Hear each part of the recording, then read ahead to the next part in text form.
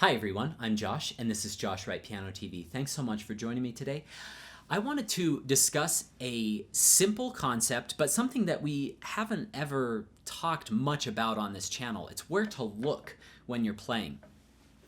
Usually I'll just look at my melody because I don't want to screw that up, and usually my left hand has to learn to be pretty blind. There are plenty of passages that are difficult in the left hand though that I will often look at. Usually you're looking at the hand that's a little bit more difficult, and that just kind of goes without saying. But I wanted to share a couple of concepts that might expand your horizons with where to look at the piano, because I've actually received this question quite a few times. I was like, man, I thought I was just kind of the weird one that thought about these things. Maybe I'm just crazy, but sounds like quite a few of you have had this question as well. I remember I was playing La Campanella. I'm gonna go slow because I haven't played this for well over a year. I really wasn't sure where to look there. Am I looking up at my top voice?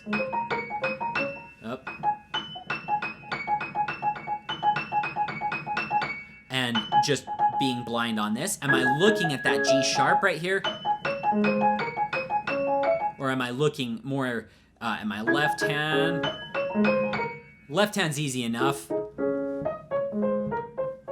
that I felt like I didn't need to look at it. My teacher, Susan, said, why don't you look kind of in the middle? So I'm actually kind of looking here, which seems like you're really looking at nothing because you're bouncing around that. She's like, I like to look there because I can see both things out of my peripheral vision. So that was kind of a new concept for me. Ultimately, for me,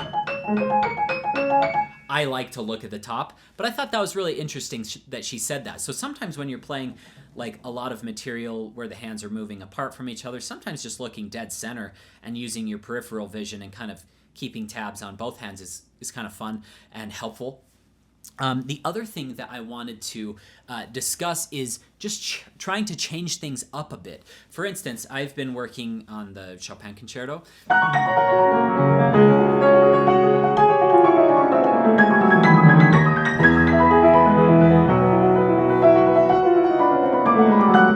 One of my favorite passages in the whole piece. And it's so dumb that I was struggling with this, but because it's not a fast chromatic scale, there's a fingering change that keeps throwing me off. So I've done all sorts of things like add-on, I've done eyes closed work, I've just drilled the fingering so many times in the left hand, and I was like, why is this giving me trouble? Because basically, you're just using standard fingering until you get to here, and then 2, 3, 4, 1, 2, 3, 1, 2, 4. So he breaks the chromaticism, and he just does that little turn out there. And I was like, why is that giving me trouble? It's not really, my hand's really not tense. I've practiced plenty of like piecing things together. And I just said, okay, I'm gonna adjust two things. Rather than taking the octave in the right hand, I'm gonna go ahead and take that first note in the left hand, and that seemed to help. But then sometimes I would hit this, and sometimes I wouldn't.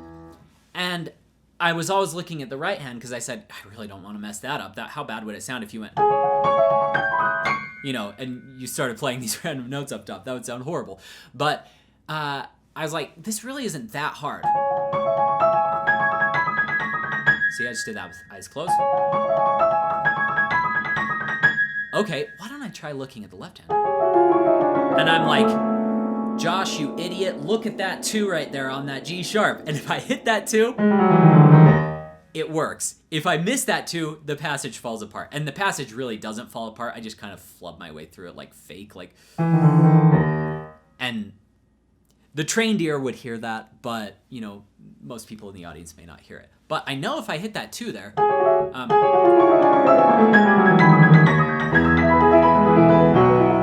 same thing here. Let's see. 2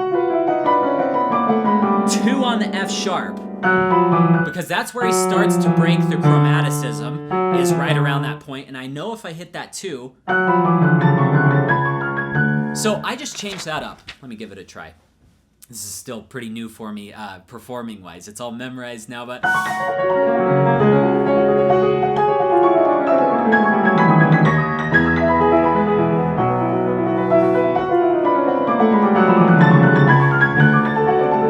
And it worked. So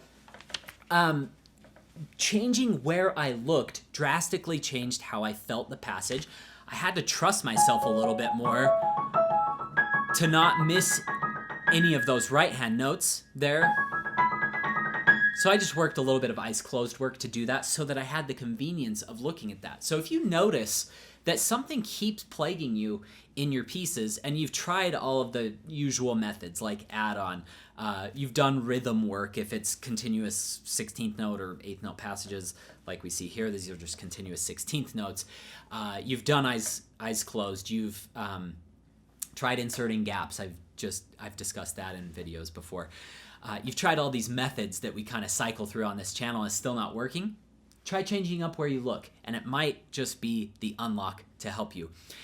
I hope all of you have enjoyed today's tips and that it helps you in your studies. Have a great week. Oh, really quick, I just also wanted to mention that if you want to watch me go into a little bit more detail with some of those favorite practice tips outside of looking at different spots in your music, I will leave a link for a free webinar in the description below. I'll link 2 of my paid courses if you want to go a little deeper than this YouTube channel offers with repertoire and exercises. And then I'll leave a link for the kit, all of the gear that I use to film these videos, all the gear I use for Skype lessons, as well as some beginner piano books and some beginner theory books if you want to check those out. Have a great week. Good luck in your practice sessions.